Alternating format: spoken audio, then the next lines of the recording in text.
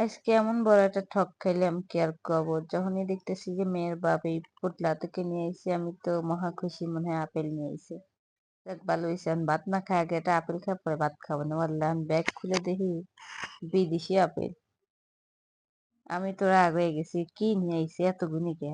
কয় পাইলাম দোকানদার বেশি বেচতেছে না এই কটাই আছে নিয়ে এলাম সব।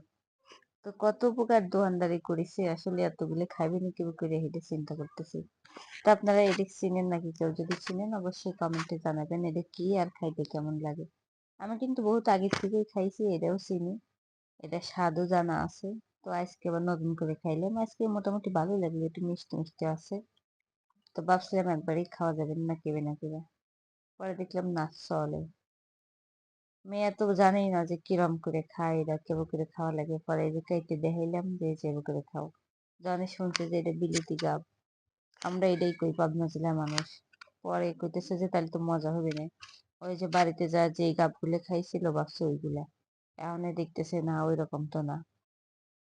পরে আর কি তারপরে যাই হোক খাইলো সবাই খাওয়া দাওয়া করে পরে দুপুরে ভাত খাইলাম। তো সবাই ভালো থাকবেন আজকে ভিডিও এই পর্যন্তই। আল্লাহ হাফেজ।